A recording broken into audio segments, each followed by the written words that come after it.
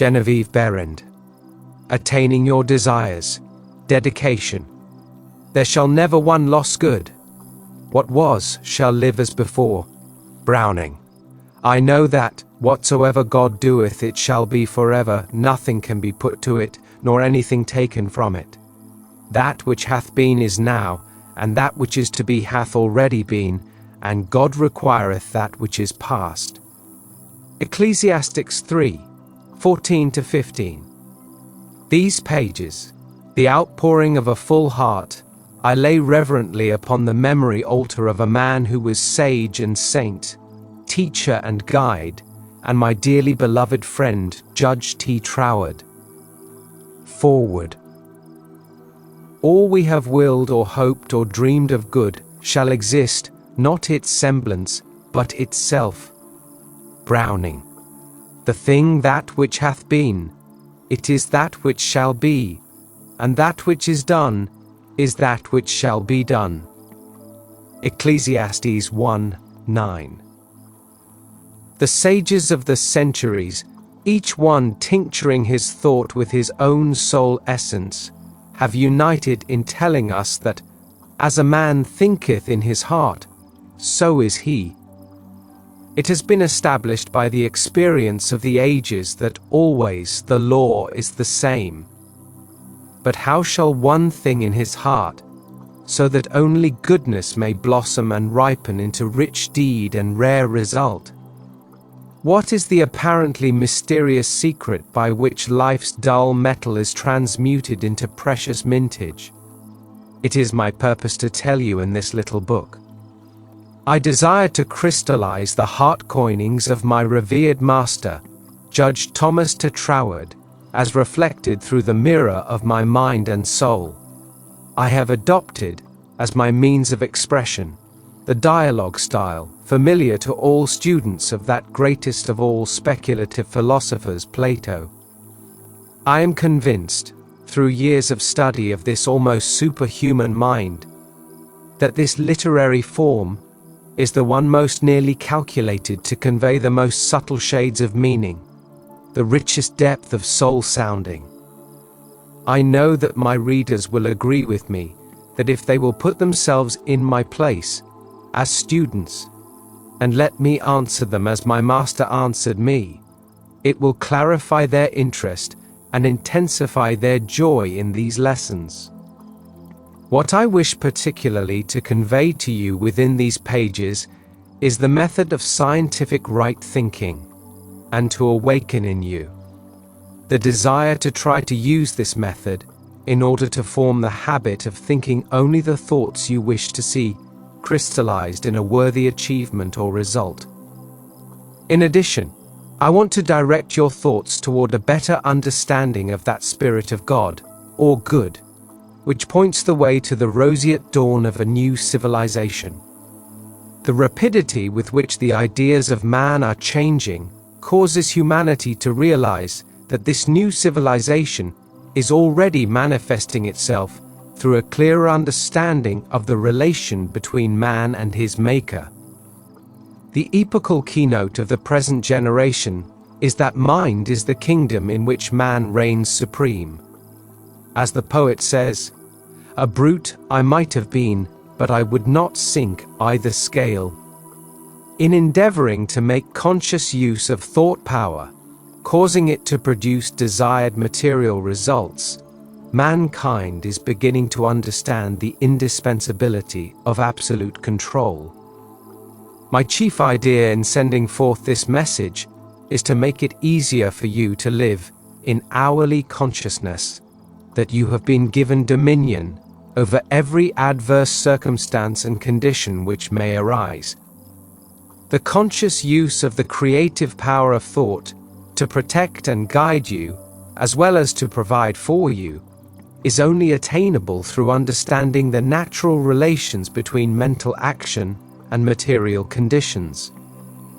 Your reading of these lessons should be with a steadfast determination to think rationally and effectively on every word, in order that the full meaning of each thought may be thoroughly grasped and comprehended.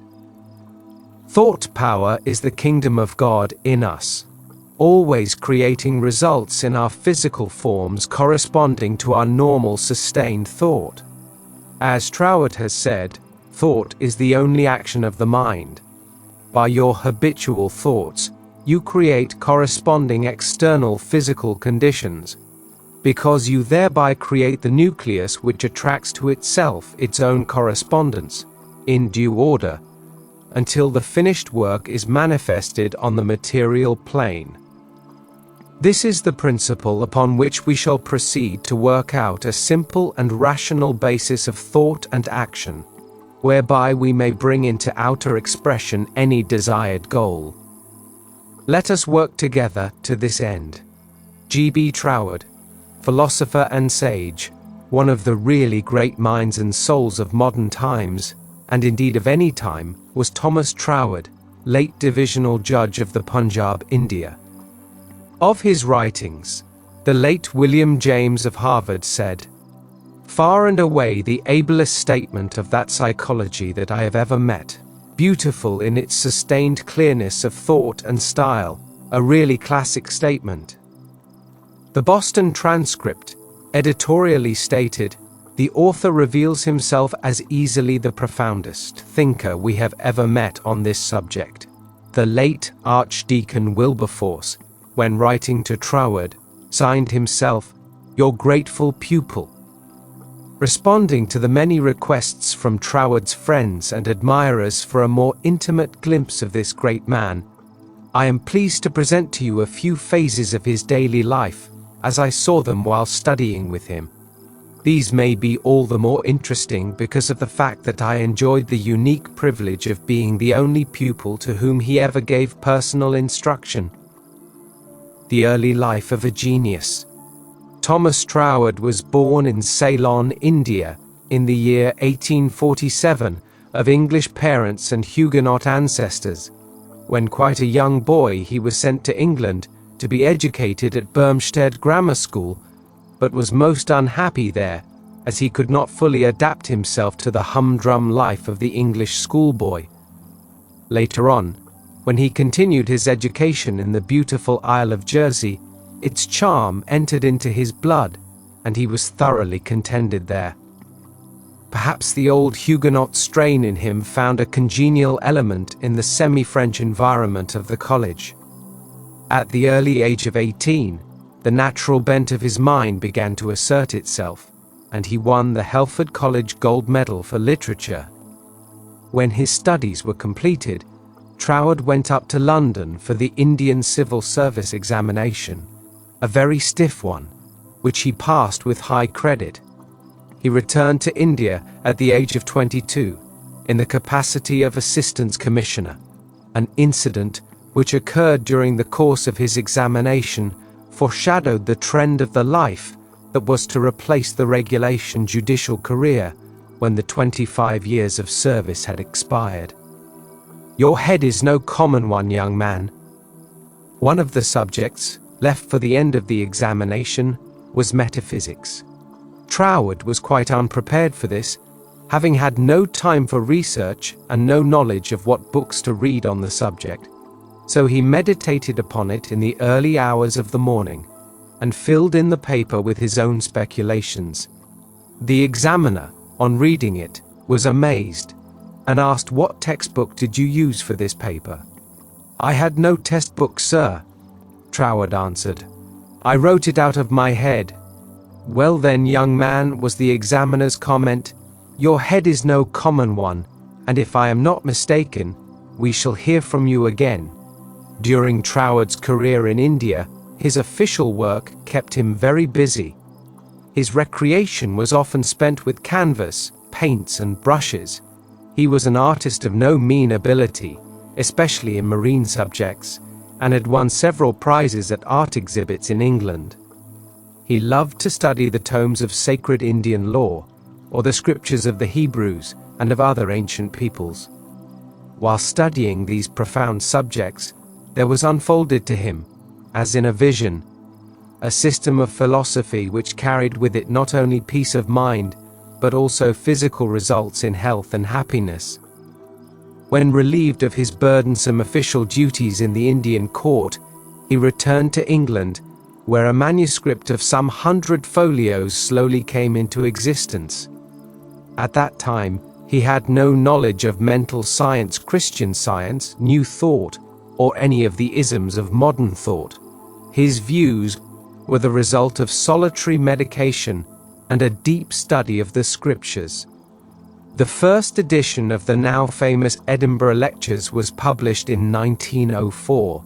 It was received with the almost unanimous opinion that its value could not be overestimated, as was true of his subsequent volumes. Bible Mystery and Bible Meaning proved especially attractive to churchmen. His books, by sheer worth, have found their way almost all over the world. In the United States alone, more than 50,000 copies have been sold. Perhaps no one was more astonished at their warm reception than their simple-hearted, fun-loving author. An intimate description. In physique, Judge Troward was not the usual English type, but was more like a Frenchman of medium stature, and not over 5 feet 6 or 7 inches. He was dark-complexioned, with small bright eyes, a large nose, and a broad forehead. When I knew him, he had a drooping mustache sprinkled with grey.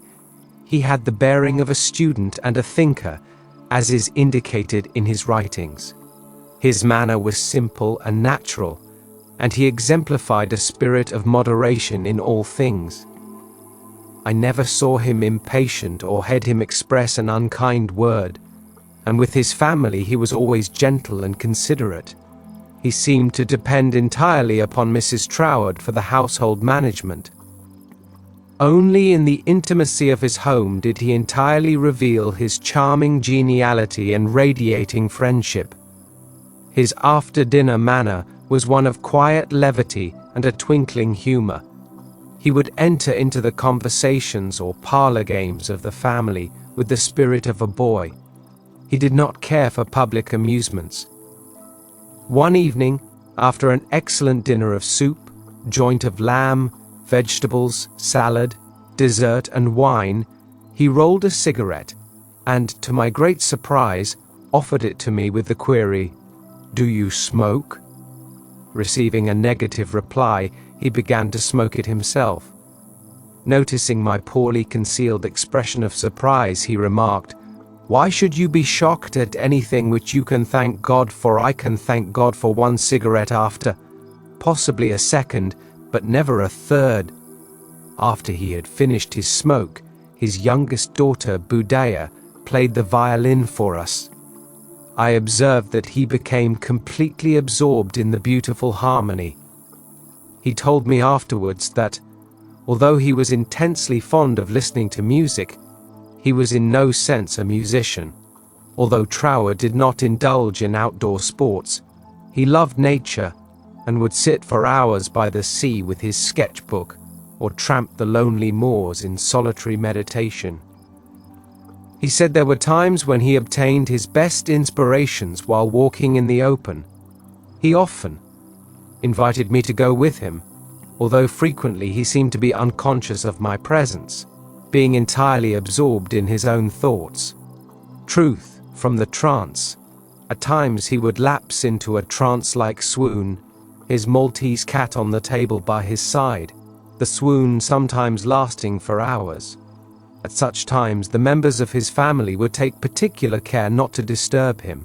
When he emerged from these lapses of the senses, he would write down the truths which had been revealed to him. Once he wrote on his memorandum pad, "I am is the word of power. It you think your thought is powerful. Your thought is powerful." It may be interesting to recall that such authorities as Barnett and the New American Encyclopedia, in their biography of Socrates, mention similar trance-like experiences of his.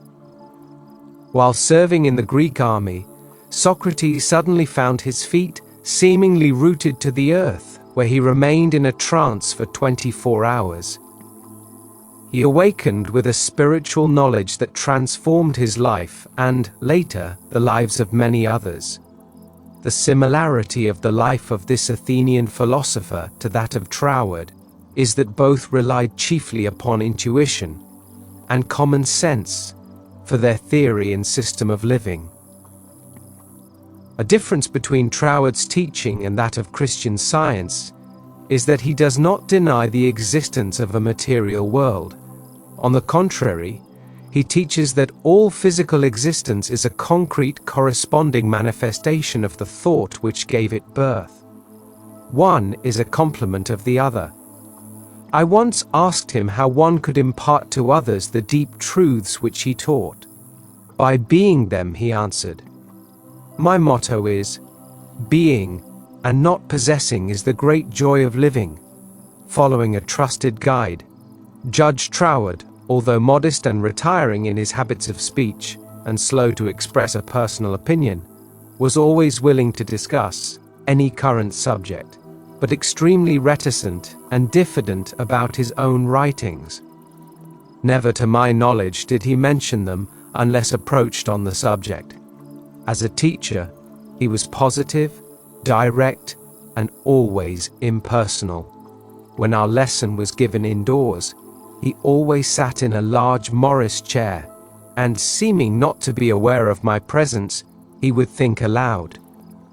To follow his thought was like following a trusted guide through the most difficult places, the darkest and least explored regions of thought. As I followed, the personality of the man became obscure, and I was only conscious of the clear, commanding voice, and the light of the inward torch which he bore. It was beyond doubt quite natural that he who made so clear the true meaning of individuality should in his teaching betray little of the personal or emotional element. After I had been carefully guided to the most comforting conclusions, in the same quiet, unassuming manner as in the beginning of our mental journey, my guide would gently remind me that he had given me a few suggestions which I might follow if I felt inclined, but which were offered only in the friendly spirit of a fellow traveler. He always tried to impress upon me that every effort to accomplish mental control, which in turn meant control of circumstances, should be undertaken with absolute confidence of success.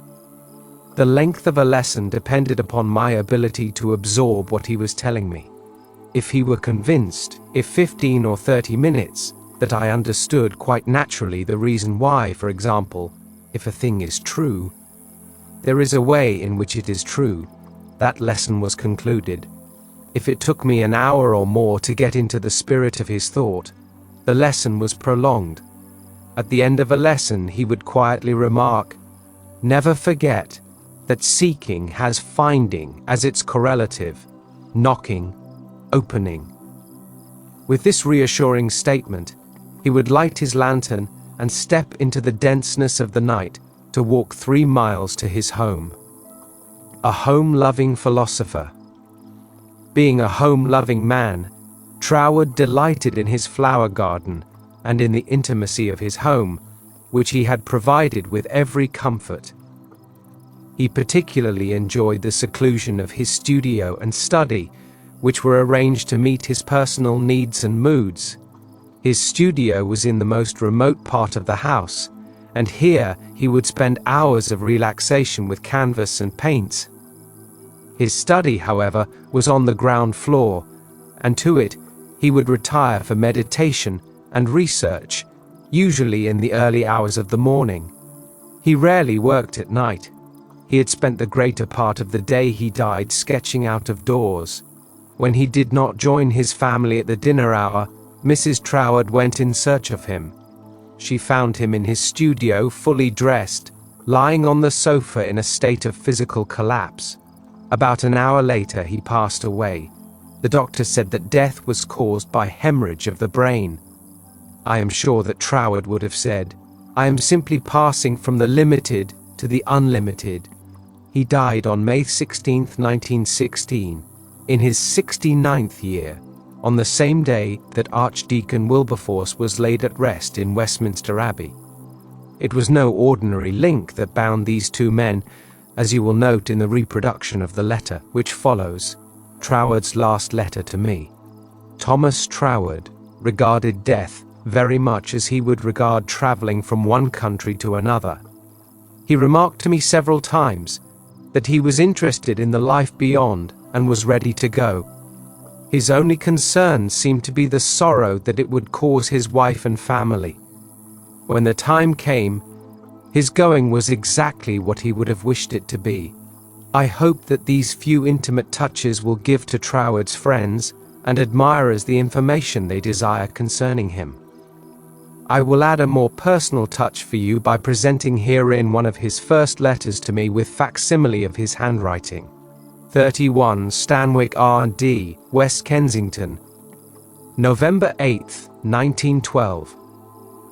Dear Mrs. Swink, I think I had better write you a few lines with regard to your proposed studies with me, as I should be sorry for you to be under any misapprehension, and so to suffer any disappointment.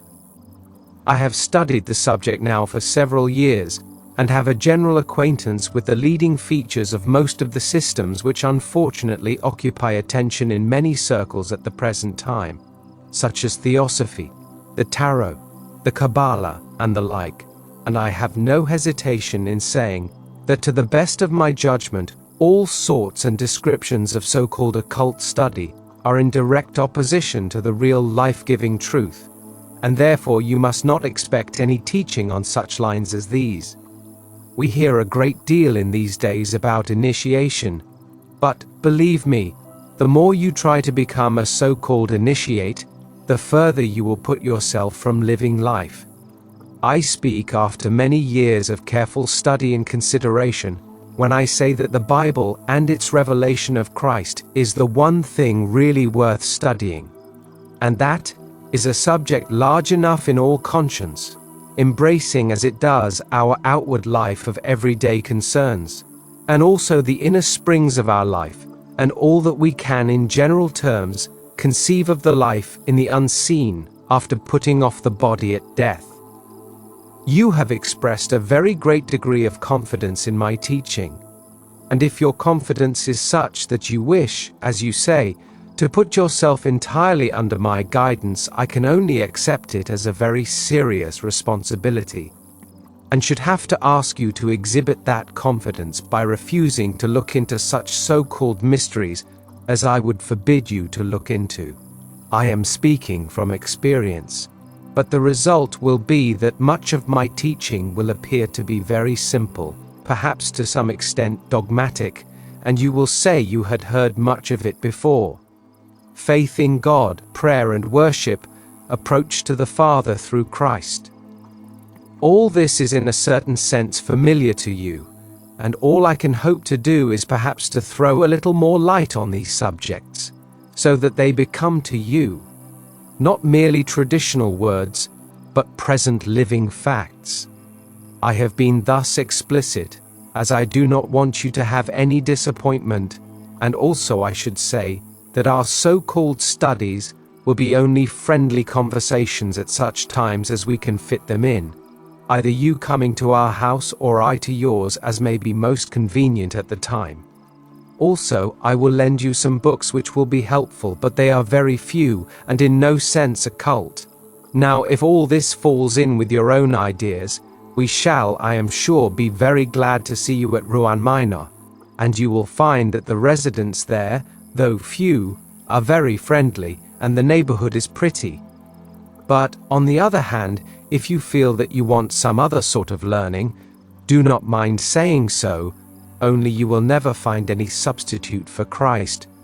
I trust you will not mind my writing to you like this, but I don't want you to come all the way down to Cornwall and then be disappointed. With kind regards. Yours sincerely, signed, T. Troward. Lesson 1, Interpreting the Word. Feeling that an explanation of some of the words employed in an unusual way in these lessons may be helpful to the student, I herein offer a list of such words, together with my interpretation and references from Troward. Absolute. That which is free from limit, restriction, or qualification. Webster. An idea from which the elements of time and space are entirely absent. Troward. Example. Thinking in the absolute would be simply dwelling upon the intrinsic qualities of love, without reference to whom you love, or the various forms through which love expresses itself. Mind is absolute because of its self-reaction, being, life, that unformed power of life which controls circumstances and conditions. Read Troward's Bible Meaning and Bible Mystery, pages 77 to 79. Belief. A certain quality in the creative power of thought, which manifests on the external plane in exact correspondence to the quality of belief entertained. If you believe that your body is subject to disease, then the creative power of thought of disease results in a diseased body. Read Troward's Edinburgh Lectures of Mental Science, page 14. Body. The instrument through which thoughts and feelings are expressed. The envelope of the soul. Brain. The instrument through and in which the action of the universal parent mind expresses itself in specific form as individual thoughts. Brain is not the mind, but the mind's instrument, Christ. A state of consciousness which is altogether good, and a quality of feeling which manifests in physical form. The most perfect spiritual concept. Circumstances.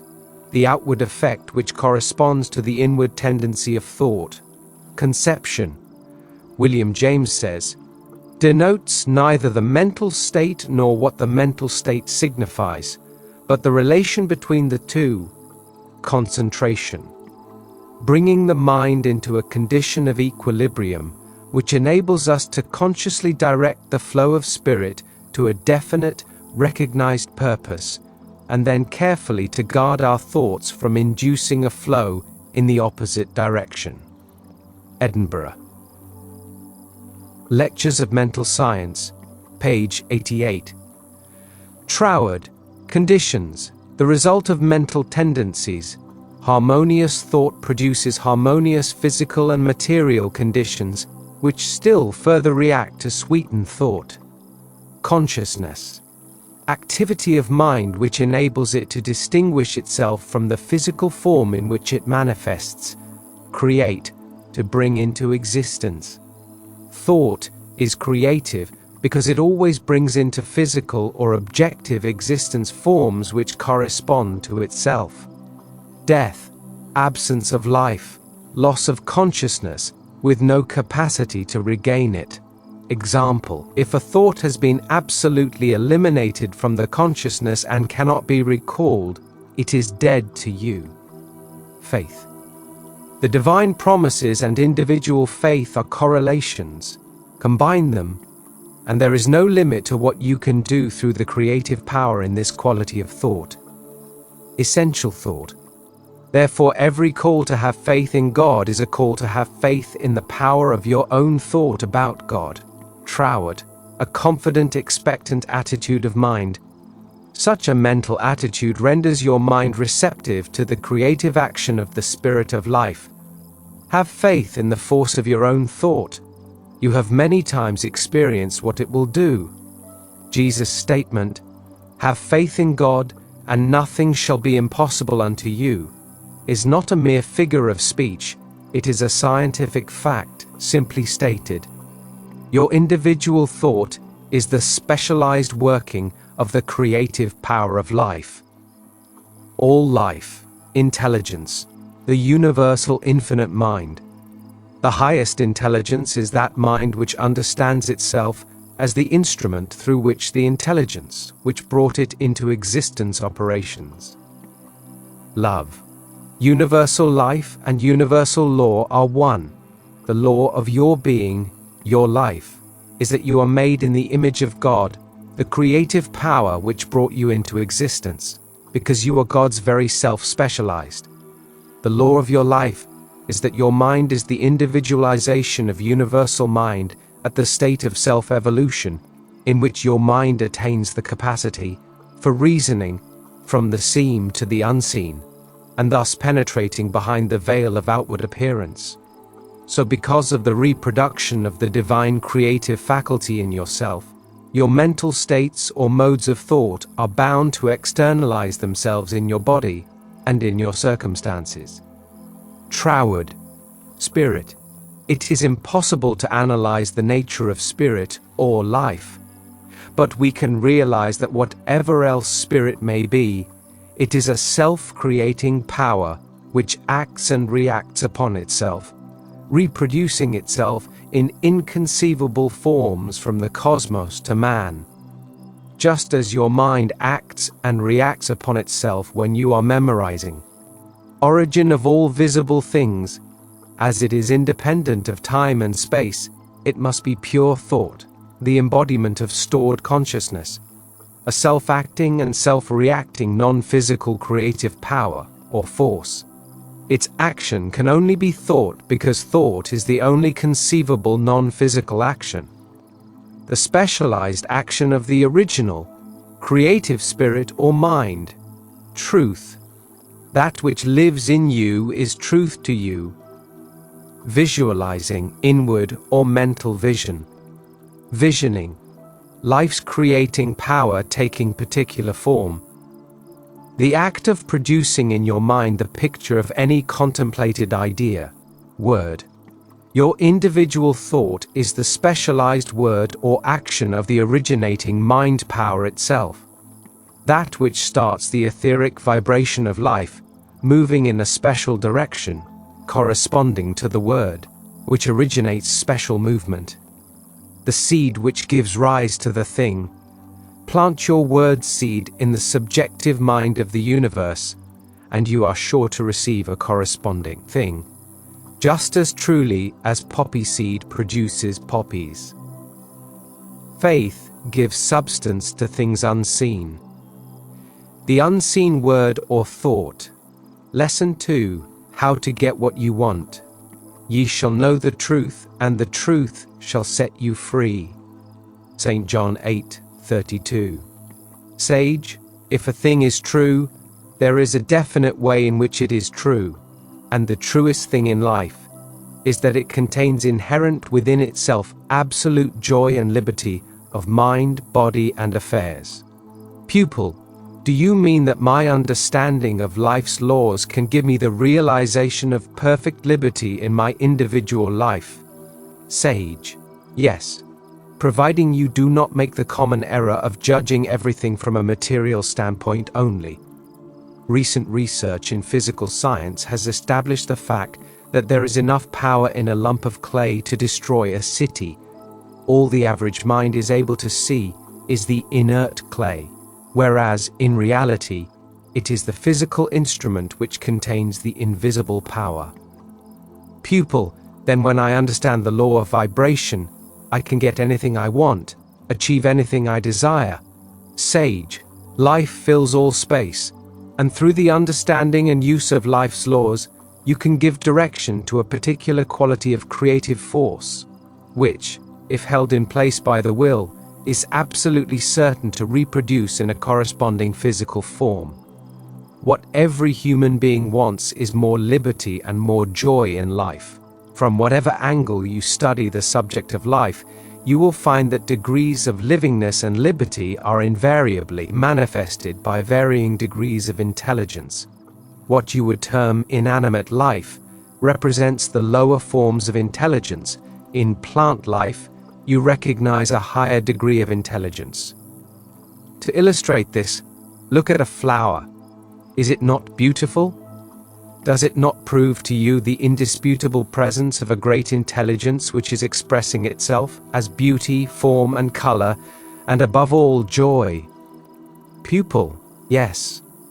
Sage, still you will not find it difficult to recognize in the animal kingdom a quality of life and intelligence which is greatly in advance of that manifested in the flower. Then the intelligence which expresses itself in the mind of man as the power of initiative and selection is the highest expression of intelligent life. Thus you see that the inanimate, the plant, the animal, and the human all represent the same universal life, the only difference being in the varying degrees of intelligence. For example, you are expressing a very high degree of intelligence in desiring to understand the laws of life. When you have discovered some part of these laws, you will ascend the scale of intelligence as you make practical application of your discoveries. Another example: two men leave college with the same degrees and situated very similarly relative to social and financial position. Both study the laws of mind. Both are obliged to struggle. One, by making a great mental effort, keeps mentally above the discouraging conditions, and finally, becomes a smooth reed, which the other one becomes disheartened and ill, barely eking out a miserable existence. You can readily see where the high form of intelligence was manifested in these two cases. Intelligence was there, but it could only grow by being used constructively. How degrees of intelligence prove man's place in the universe. Sage: the greater your intelligence, the more easily you can call into action the highest order of creative energy. The more highly you develop your intelligence, and I do not mean by this intellectuality or book learning, I mean self-education, the more you will find your old limited ideas of what you are not, cannot be, do or have, imperceptibly slipping away.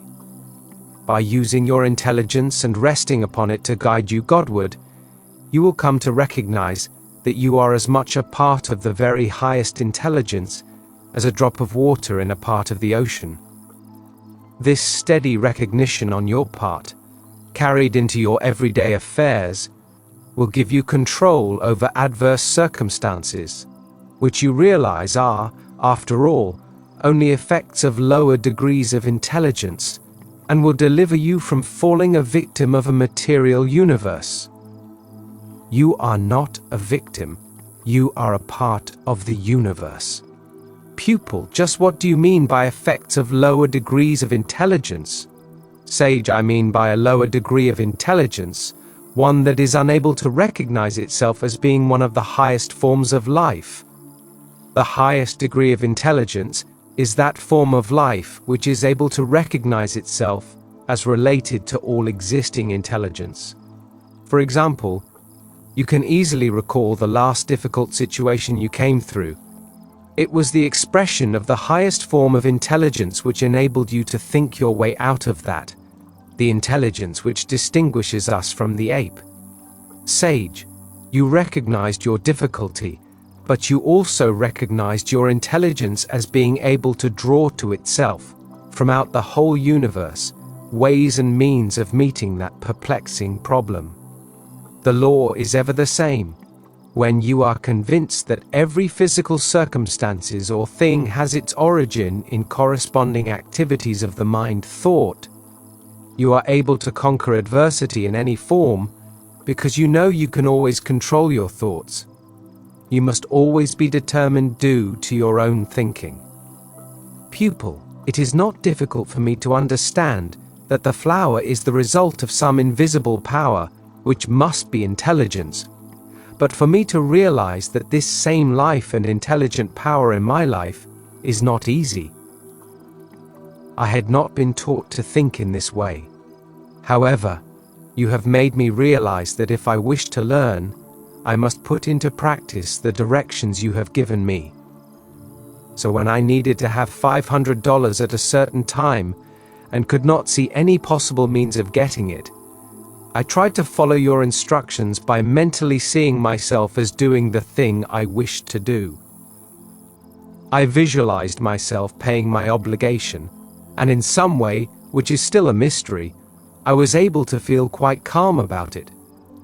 I made my mental picture, and actually forgot to worry about the ways and means, and the money came.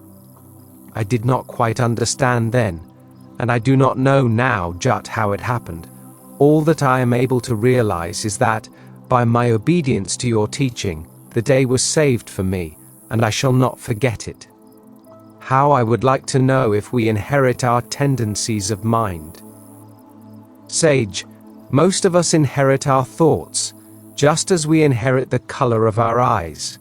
If you intend to understand the relation existing between mental action and material conditions sufficiently well to control your circumstances, you must think for yourself, and in your own way, irrespective of that your ancestors thought, even though some of them might have brought desired results. Pupil, that seems as impossible as reaching the horizon. However, if you tell me that I can arrive at the place where circumstances and conditions will be under my control, through a steady and determined effort to find out the truth along these lines, I shall do my own thinking from this moment. My present condition, however, seems beyond the control of any human being, much less myself, and there have been times when I did control certain conditions, but at other times, the same conditions were beyond my control. Why was that? The secret of controlling your life forces. Sage, the reason you succeeded, without understanding the power which you possesses, was that you used it unconsciously, according to the law of its own nature, and reached harmonious results, as in the incident that you have just related. Your ability, at all times, to use the unfailing power which is yours depends upon your recognition of its presence. The reason for your times of failure is that the distressing condition so wholly absorbs your attention that you are unable to think of anything else. At such times you entirely lose sight of the fact that your individual mind is the instrument through and in which the very highest form of intelligence and unfailing power is endeavoring to express itself. Also, that it always takes the form of your habitual thought. Therefore, when you believe that a situation is beyond your control, so it is. Pupil, which means that my control of circumstances is entirely measured by my capacity to know what the life and intelligence in me is the same life and intelligence which brought me into existence. The same life in trees and all nature, and I tune in with all life. Will this steady recognition give me direct contact with all the power and intelligence which exists? Would simply dwelling on this thought solve any situation which might arise? Sage, no. Faith without works is dead.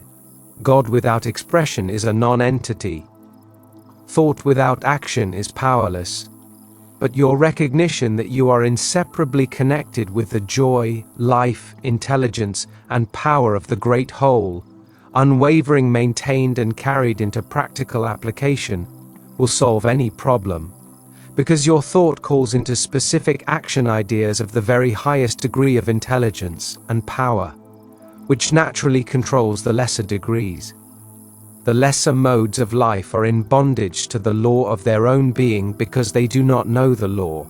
Therefore, when you know the laws of life, this knowledge gives you ideas which enable you to control all adverse circumstances and conditions. Pupil, this is all so new to me, I do not quite grasp your meaning. Will you please give me an illustration, how to light the pathway of your life? Sage, well, suppose you were in a room where every comfort had been provided for you, but the room was in total darkness, and you were unable to locate the things you desired, although you were conscious of their presence. You were told that the room was electrically lighted, and instinctively you began to grope your way along the wall, where you were accustomed to look for a light switch. For hours you passed your hands up and down the walls as far as you would reach until you were quite fatigued. You were about to give up the search and make the best of a bad situation, but, overlapping this thought, there came the resolve that you would not abandon your effort until you had located it. You were determined to enjoy the good things awaiting you, so you renewed your search with the feeling of assurance that ultimately you would find a way to turn on the light. After more fruitless endeavor, you paused to rest, and to wonder where that switch could possibly be. It must be here, and I shall find it, you said to yourself. And again you passed your hands over the walls, although you felt certain that you had gone over every inch that you could reach. This time, your thoughts and movements were not quite so tense, although equally determined. As your hands moved slowly up and down, your mind caught the idea that the switch might not be on the wall at all. You paused a moment, and the suggestion that it might be on the floor registered in your consciousness. But reason stepped in and argued, "Impossible. Whoever heard of a light switch being placed on the floor?" "But," the suggestion persisted, "why not try? You have gone over what first seemed the most reasonable places to find it. Try the floor." So then you began to reach out uncertainly with your feet for some projection on the floor which might be a light switch. Finding the light. Almost instantly your feet came into contact with an unfamiliar object. You put your hand on what seemed to be a push button, but no light appeared. Nevertheless, you now felt quite sure that you had located the switch. You paused and involuntarily asked yourself, "How does this thing work? It won't push and it won't pull." Back came the answer within yourself, like a spoken word. Sidewise, you moved it sidewise, and the room as flooded with light. Your joy at thus finding a responsive intelligence within yourself could not be expressed in words. It was a rapture of the heart which many have felt at times. Pupil, oh, I am so glad that the switch was found through clinging to the tight mental attitude. Does such persistent effort always meet with such a satisfactory reward? Sage, yes, persistent, confident endeavor always brings satisfaction. In order to give you a complete picture from which you may logically reason in the future, let us consider the same situation from an opposite angle. Imagine yourself in the same room, under the same conditions. After several attempts at feeling around in the dark, you begin to feel tired, more or less discouraged, and you reason with yourself thus, "Oh, what is the use? There may be a light switch in this room, and the room may contain everything I require, and again it may not." But something indefinable in yourself convinces you that not only is the light there, but so also are the things you enjoy and desire. You answer right back to yourself, "Well, if everything is here which I need and would enjoy, what a pity that I cannot find the switch. What a strange and unreasonable way some people have of doing things. I wonder why the light was not already turned on for me." Pupil, you make it seem that one almost involuntarily and invariably blames circumstances or people for his failures. The fault, dear Brutus, lies not in the stars, but in ourselves, that we are underlings. Sage, you must admit that it is rare to find anyone who realizes that the cause of his failure or continued misfortune lies within himself. The reason for this is an almost universal lack of understanding on the part of the individual that a certain quality of thought brings to the consciousness a recognition of an intelligent power capable of attracting to him and directing him so the fulfillment of his purpose and the attainment of his desire. On the other hand, the inversion of this same power effects a negative result. Pupil, you mean that a certain quality of thought enables one to do and be what he wishes, while the misuse of the same power seems to thwart one's purpose? Sage, yes. The idea is to use your power of thought and feeling positively in order to attain positive results.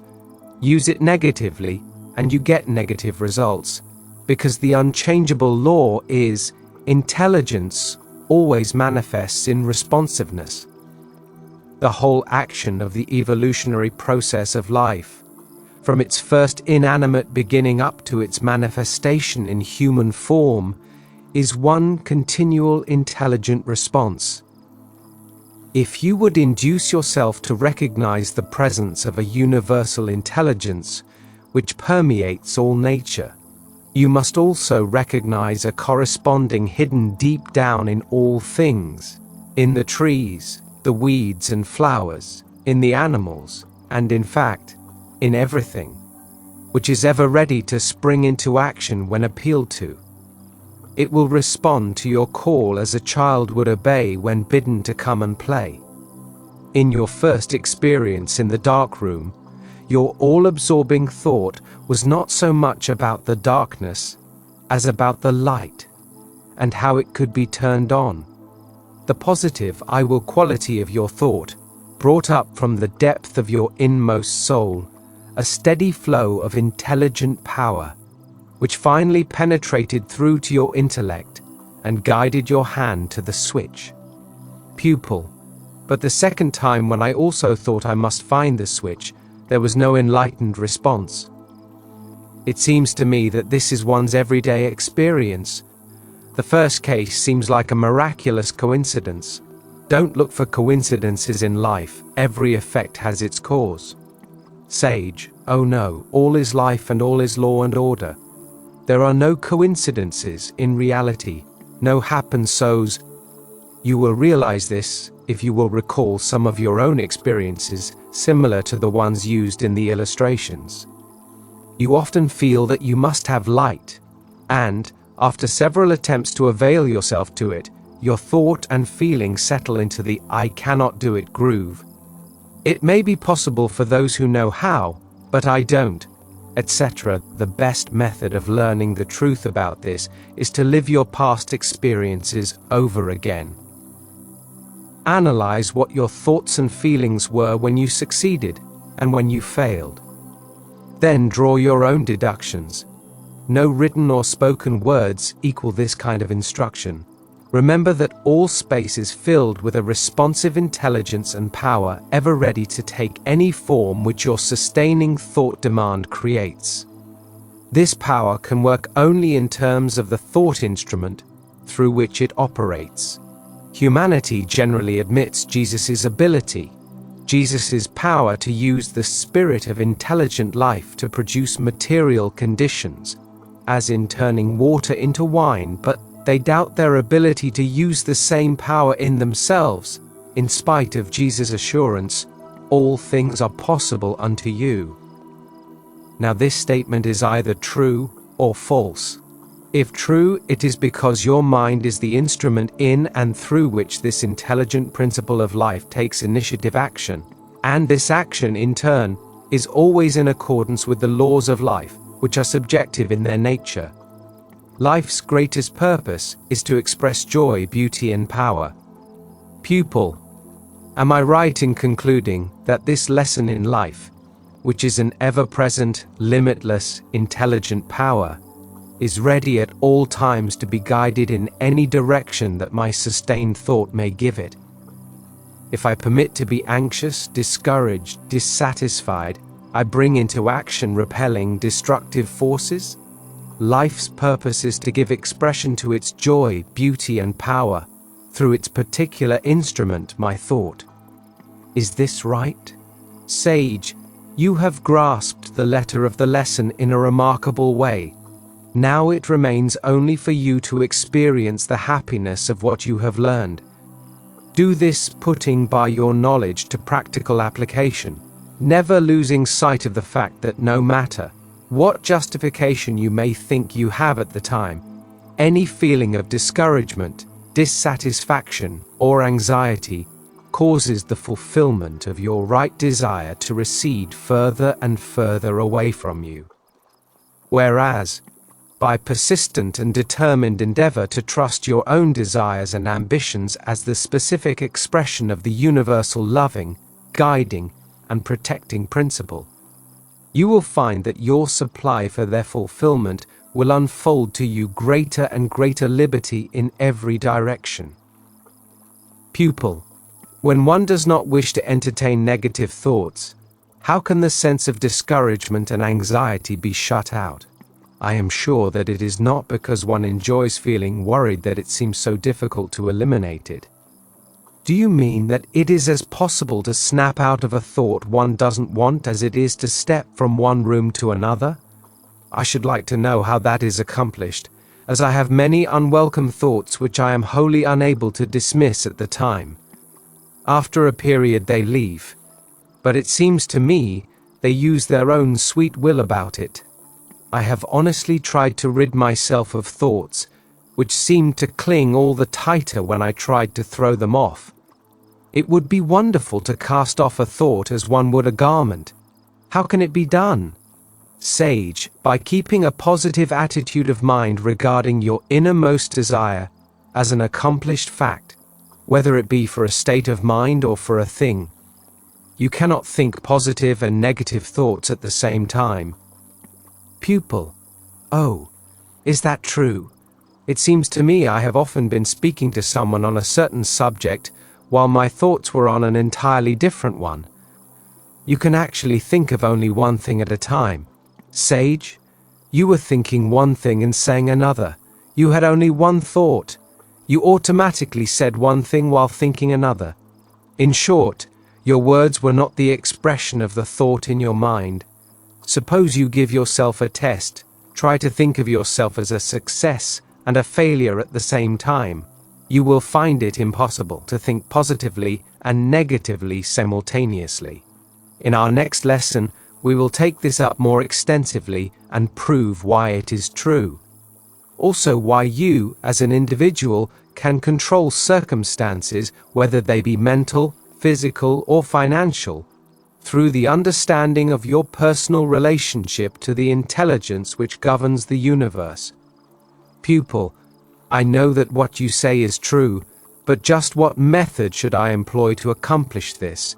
There are times when I become cross and impatient with myself because I give way to anxiety and fear, the very things which I know now will cause my defeat. And yet I will do it, just as I will eat something I like, even though I know it will disagree with me. Could you give me a formula to use at such times? How to drive anxiety out of your mind. Sage: When the triad of enemies, fear, anxiety, and discouragement, assails you, poisoning your mind and body, weakening your power to attract what you want, begin instantly to take deep breaths and repeat as fast as you can, aloud or silently, the following affirmation, which is an antidote to the poison and a powerful assurance and attraction of good. The life in me is inseparably connected with all the life that exists, and it is entirely devoted to my personal advancement. If you are alert and can make this affirmative thought overlap the negative, anxious suggestion, you will very soon free yourself. If the tendency to dwell on these erroneous beliefs keeps recurring, go where you can be alone, repeat your affirmation, and endeavor to lift your mind up to your words, much as you would lift your breath from the bottom to the top of your lungs. Never be impatient with yourself, because you do not quite succeed in your every endeavor. It is your intention that counts, not necessarily the absolute fulfillment of the letter. The all-knowing power that I possess understands and rewards accordingly. Be diligent and patient, and you will surely succeed. Lesson 3. How to overcome adverse conditions. There is nothing either good or bad, but thinking makes it so. Shakespeare. Sage, if you wish to overcome adverse conditions or to maintain a favorable one, it is necessary to have some knowledge of the fundamental or originating spirit and your relation to it. The true order of these fundamental principles of life which you are endeavoring to understand does not require you to deny the reality of the existing physical world or to call it an illusion. On the contrary, by admitting the existence of the physical, you thereby see the completion of a great invisible creative process. This enables you to assign physical manifestations to their proper places in the creative series, which your former way of thinking did not enable you to do. You now realize that, while the origin of life is not in itself physical or material, it must throw out physical and material vehicles through which to function as its means of expression.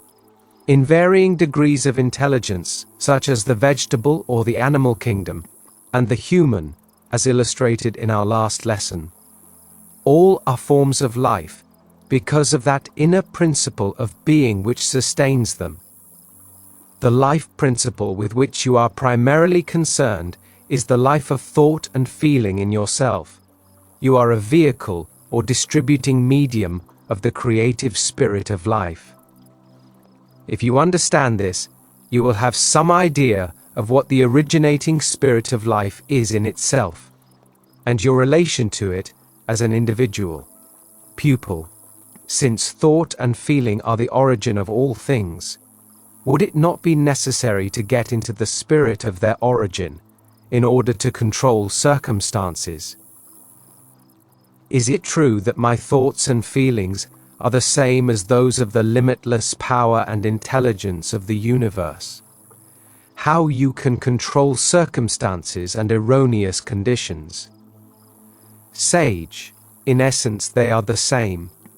You are able to control the circumstances and conditions relative to your individual world, of which you are the center, by making your thoughts and feelings correspondent, in quality, at least in a degree, to what you believe are those of the originating, intelligent forces of life. Pupil, is it true that the life in me contains everything that I, as an individual, could ever require? Are my thoughts and feelings the centralizing power of my particular world? If so, then Browning explains the situation when he says, "We carry within us the wonders we seek without us. If I know and practice this great fact, the wonder of life's understanding power will come forth in me by its own divine right, and assume command over all my problems in exactly the same degree that I recognize it." Is that correct? Sage, yes, Browning has voiced the truth in that sentence. The divine principle in you is complete, and is the only life there is. But this should not lead you into the error of believing that you are not to exert yourself. Remember that the life germ in you is an intelligence which can call into specific action all of life's forces from out the entire universe. But it can only work through your intelligence in correspondence to what you confidently believe it can and will do. Therefore, be practical in your reasoning, and diligent in your deeds. Suppose I give you an example. You have a glass of dirty water. In order to have the clear water, you would continue to pour the clean water into the glass of dirty water until every drop of the dirty water had flowed out of it. Wouldn't you? The same rule applies to adverse conditions. Pour into them a steady stream of confidence in the power of God in you to change them, and they will change correspondingly. Pupil, I understand. You mean that I should use my common sense, coupled with a steady faith in God and earnest, concentrated mental effort. Common sense, and your mental faculties. Sage, that is it. Use your common sense and all your mental faculties as far as they will take you. However, you should never try to force a situation. Always allow for the law of growth. Remember that conditions will grow into the correlative shape of your firmly held mental attitude under the guidance of the all-creating wisdom. If you will follow this method of reasoning, you will soon form the habit of examining your own attitude of mind for the key to your progress and enjoyment of life. Endeavor to keep before your mind's eye the thought that every physical or material condition in your life corresponds to your habitual thought tendency, and your thought tendency will eventually become the reproduction of the way you regard your personal life, as related to all life. Pupil, shall I be able to overcome one limitation after another, as I develop the knowledge and feeling of regarding the life principle in me as the source of all physical experience? As I advance along these lines, shall I grow into the liberty of enjoying life in my own way? Sage. In studying the law of your own being, the important thing to realize is that you, as an individual, are a specializing center, through which the power or essence of life takes forms which correspond exactly to your most habitual conceptions. Try to realize more and more thoroughly, both in theory and in practice, that the relation between your individual mind and the universal parent mind is one of reciprocal action. Grasp the principle of reciprocity, and you will comprehend why you fall short sometimes of enjoying life, and how you can attain to full enjoyment, just as the law of gravitation shows why iron sinks in water, and can also be made to float. Pupil. It is rather difficult for me to understand what you mean by the reciprocal action between my individual mind and the universal parent mind. Suppose I am facing a big financial problem, and I endeavor to bring my mind into a state of confident expectancy through meditation upon the ever-present supply in all forms of life, and by repeating an affirmation which seems logical. Would Tat do it? Where does the reaction come in, and how? If my happiness in life depends upon this understanding, and upon living in a state of conscious reciprocity with the parent mind, it seems just now that it is a long way off, because I do not grasp your meaning. Should I feel a reaction within myself when striving for a certain state of consciousness? How your mind is related to the universal mind? Sage.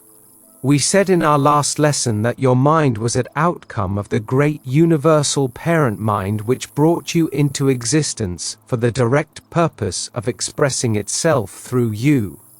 The reciprocal action between your mind and the parent mind might be compared with a tree and its branches.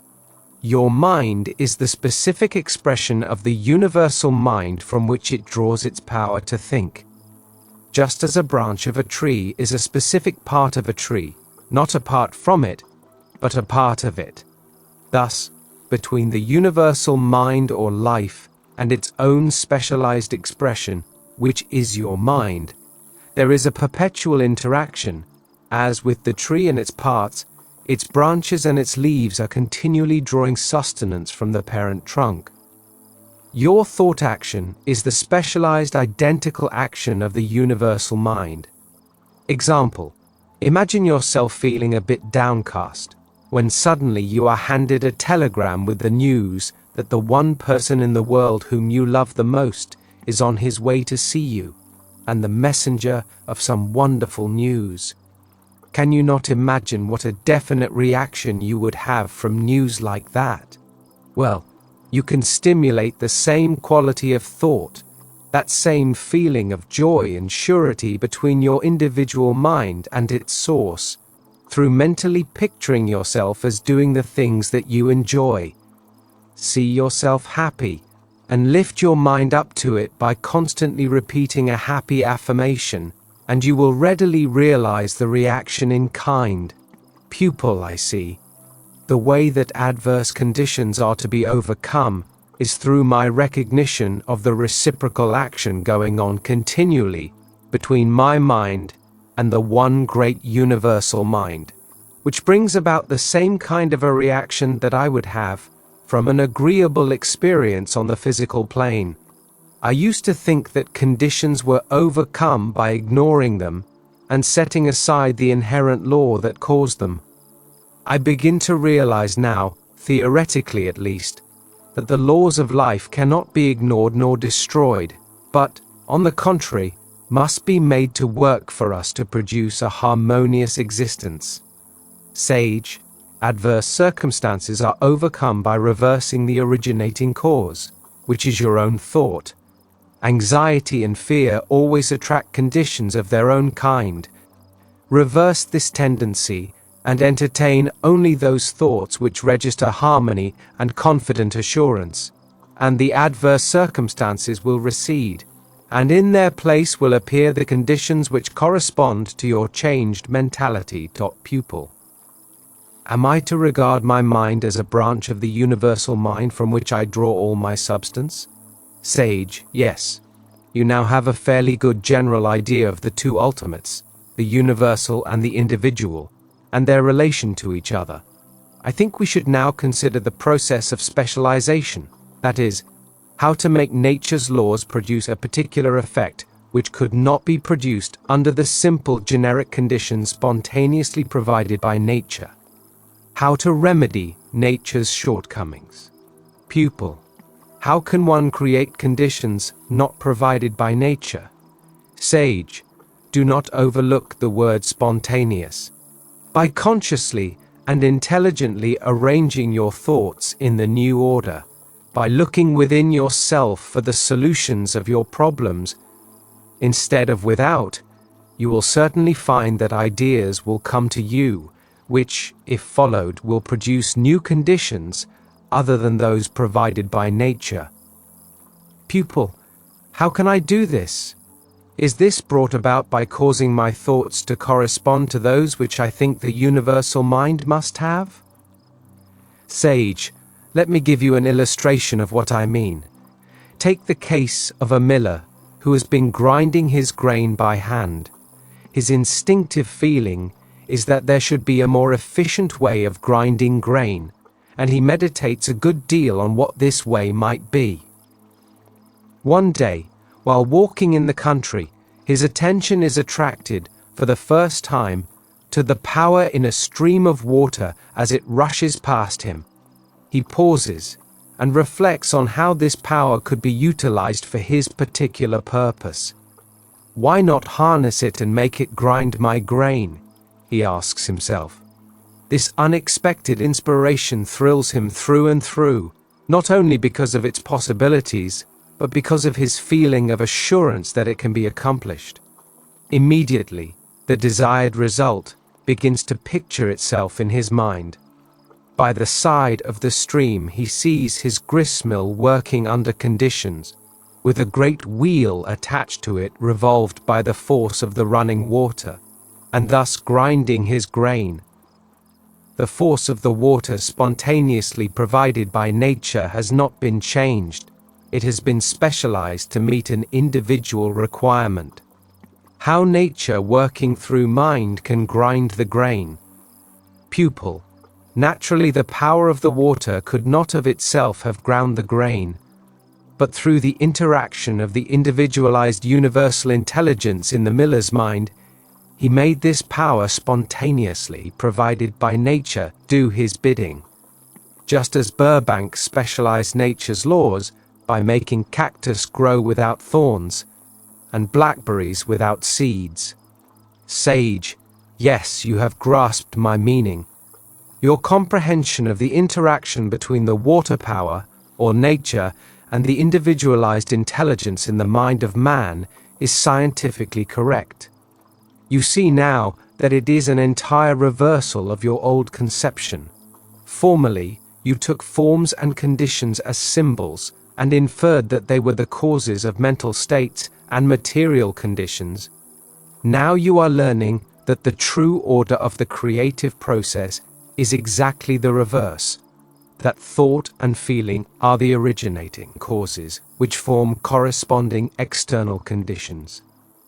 This is the foundation principle upon which you can specialize the generic law of the whole creative process, and cause it to bring all of its intelligence and power to bear in meeting your particular necessity. Pupil, you are right. I have been inverting the order of cause and effect. It always seemed to me that conditions both created and controlled my thoughts. That is, I involuntarily accepted the thoughts which the conditions suggested. For example, suppose I want to be at a certain place at a certain time. My appointment is important and I shall be late. What a terrible thing it will be. There seems nothing to be done. That is the way I used to think. Now, in the new order of thinking, I shall endeavor to mentally see myself as keeping my appointment, etc. I shall get into the spirit of the thought that nothing can impede my progress or thwart my purpose. and I am sure that a way will open, enabling me to materialize this thought on the physical plane.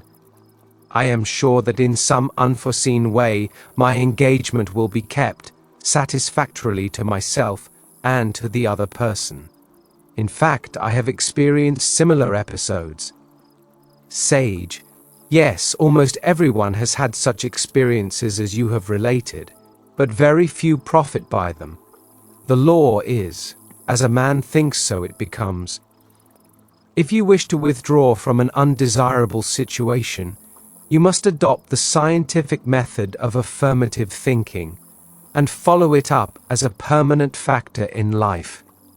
You will find that the universal causative power, call it what you will, always manifests as supreme intelligence in the adaptation of means to ends.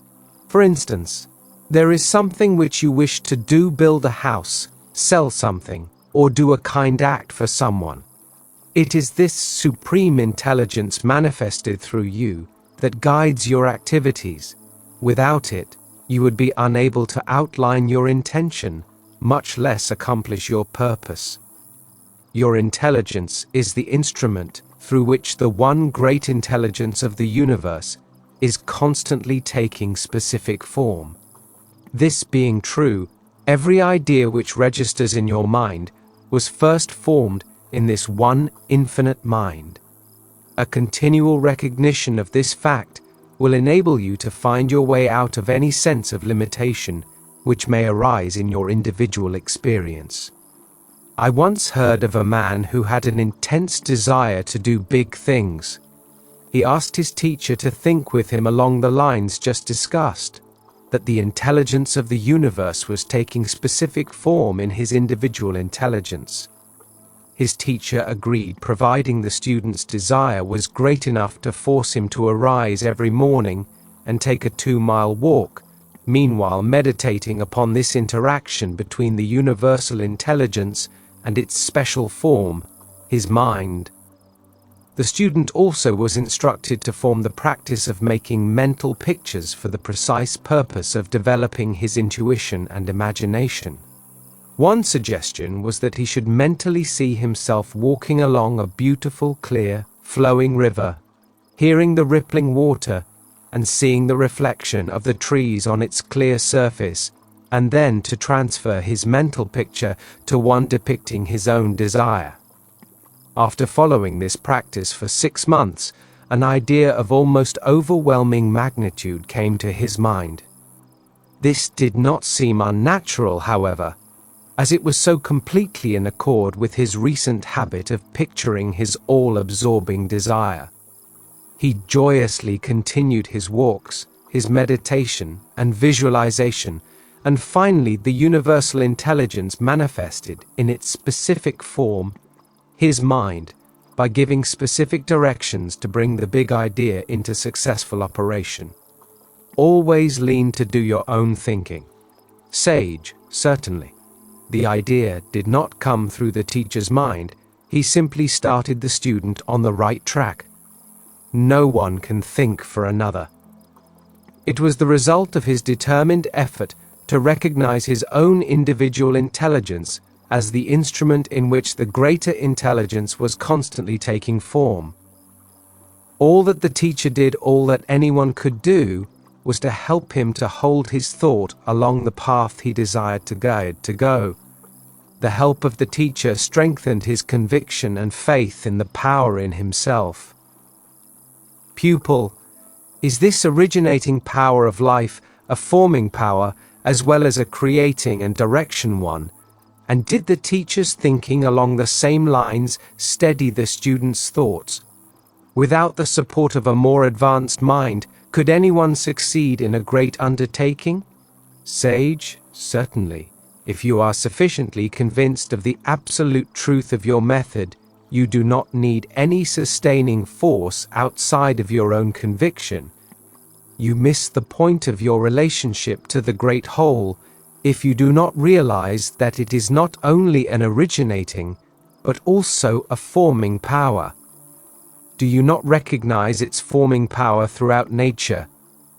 You would not think of trying to make a lily a rose, if you know that the same power that created the flowers also made your mind for the specific purpose of operating in it, you would soon learn to trust its formative nature in its operation through your intelligence.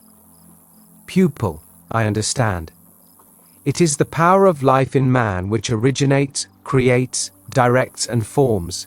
In reality, there seems to be nothing whatever for man to do in this great scheme of things, except to enjoy life, if he can only learn how. God and company, limited sage. The law of life is God and company. You are the company, and you cannot in any sense be an idle partner if you wish to profit by the partnership. Your part is a big one, and there is plenty for you to do in providing a concrete center around which the universal divine energies can operate. Pupil, does this mean that to realize my oneness with the joy of life I shall not find it as simple as it seems? Sage, no doubt. There will be times when you will find it difficult to transfer your thought from externals to the interior realm of the originating principle, and to joyfully hold it there until external conditions correspond with the ideas you have in mind. But there should never be any strain. You are attracted to the universal mind as your source of supply along the lines of least resistance. That is to say, along these lines which are the most natural to your individual and particular bent of mind. In this way you infuse into the universal mind your desires and ambitions, thus intensifying your power of attraction relative to the desire uppermost in your mind from the infinite forces. For instance, let us suppose that you feel very much alone, not altogether lonely, but alone. There is a difference, you know, and yearn for congenial companionship. At a certain night and morning, go where you will not be interrupted, and mentally picture yourself walking with a companionable friend, no person whom you know, but an ideal one. Then see yourself riding with this same friend, and the two of you doing many happy things together. Keep your picture in mind, until all sense of aloneness has disappeared, and you feel an unmistakable sense of companionship. Let that feeling register in your consciousness, and try to recall it at will. If you will practice in this way, you will very soon realize that this is the reciprocal action between your mind and the universal mind. Once this recognition is well established, your ideals will begin to express themselves in form. Pupil, then one's efforts should be wholly direction to the attainment of a higher degree of intelligence rather than to the acquiring of material things. God will provide the food, but he will not cook the dinner. Sage, such a purpose is the very highest, and aspirations along this line would surely externalize corresponding things. Under no circumstances should you allow yourself to form the habit of idle dreaming. The material side of life should not be despised, for it is the outside of a corresponding inside, and has its place. The thing to guard against is the acquiring of material possessions as your ultimate aim. However, when certain external facts appear in the circle of your life, you should work with them diligently and with common sense. Remember that things are symbols, and that the thing symbolized is more important than the symbol itself. God will provide the food, but he will not cook the dinner. Pupil, my part then is to cook the dinner, so to speak, to use the intelligence with which I have been endowed, by making it a power to attract, from out the universe, ideas that will provide for me in any direction that I may choose to go, according to law. Sage, yes, if you choose to go with life's continual, harmonious movement, you will find that the more you use the law of harmony through progressive thinking, the more intimately acquainted you will become with the law of reciprocity. This law corresponds to the same principles which govern physical science. That is, nature obeys you precisely in the same degree as you obey nature. This knowledge always leads to liberty. Pupil, how does nature obey me? Sage, nature's first and greatest law is harmony. You see the results of harmonious law in the beautiful world around you. If you obey nature's suggestion and follow the law, you will be the recipient of all the benefits contained in this law of harmony that nature has to offer, such as health, strength, contentment, etc., for all of her laws bring freedom and harmony. You will find nature responding along the same lines, to the extent that your thoughts and acts are in accordance with her perfect laws. Pupil, is the power of thought always creative, and does it always create conditions corresponding to itself? Can one know this law sufficiently well to cause it to respond immediately? 15 minutes night and day are not enough. Sage, thought as thought is always creative, either good or bad. The length of time required for the corresponding physical conditions to appear in the circle of your individual environment depends entirely upon your ability to recognize that your desired course is a normal, already existing mental fact. It is not enough to get into the spirit of your reasoning for 15 minutes night and morning, with the inward confidence that you are directing a certain unfailing power toward a desired physical manifestation, and then spend the remainder of your waking moments in doubt and fear. The whole question is, how does your particular sustained thought affect you? If it stimulates your feeling of faith, the response is immediate. Pupil, could you give me something to memorize which will help me to eliminate doubt and fear? Sage, yes. The thought I use most frequently myself is this: my mind is a center of divine operation. The divine operation is always for expansion and fuller expression, and this means the production of something beyond what has gone before, something entirely new, not included in past experience, though proceeding out of it by an orderly sequence of growth. Therefore, since the divine cannot change the inherent nature, it must operate in the same manner in me. Consequently, in my own special world, of which I am the center, it will move forward to produce new conditions always in advance of any that have gone before. Door Lectures. You should memorize this passage and meditate upon it, endeavoring to make your mind a center of divine operation, by entertaining only such thoughts as you feel are reflections of God's thoughts.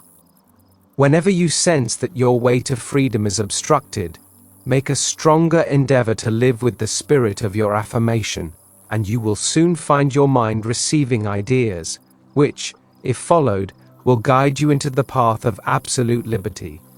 The devils of doubt and fear. Pupil, doubt and fear are the devil, are they not?